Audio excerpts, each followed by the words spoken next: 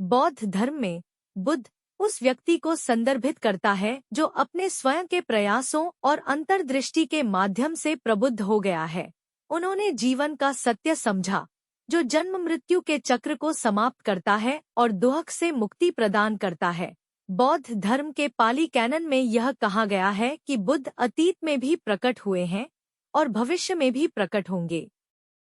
28 बुद्धों के नाम इस प्रकार हैं: तंहकार, मेधंकर, सरंकर, दीपांकर, कोंडन, मंगला, सुमना, रेवता, शोभिता, अनोमदासी, पदुमा, नारद, पदुमुत्तारा, सुमेधा, सुजाता, पियादस्सी, अट्ठदस्सी, धम्मदस्सी, सिद्धत, तिस्सा, फुस्सा, विपासी, सिखी, वैसभू, काकुसंध, कोनागमन, कस्पा, गौतम।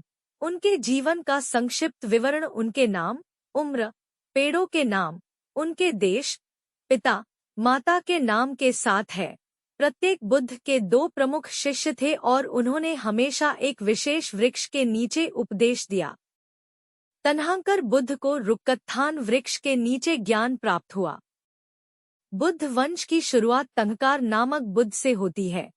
तन्हांकर बुद्ध का जन्म पुप्पवाड़ी शहर में राजा सुनंदा और रानी सुनंदा के पुत्र के रूप में हुआ था। उन्हें रुक्कत्थाना वृक्ष के नीचे ज्ञान की प्राप्ति हुई।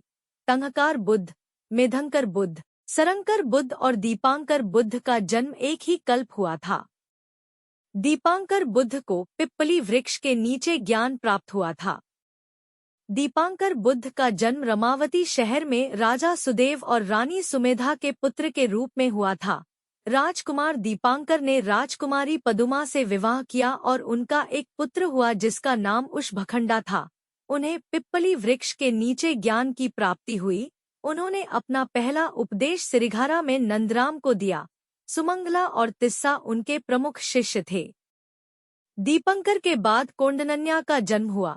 दीपंकर और कोंडान्या के समय के बीच जो कल्प बीते वे अनगिनत थे। बुद्ध, मंगला, सुमना, रेवता और शोभिता का जन्म एक ही कल्प में हुआ था। अनोमदासी, पदुमा, नारद का जन्म एक ही कल्प में हुआ था। नारद और पदुमुत्तारा के बीच बीतने वाले कल्प भी अनगिनत थे।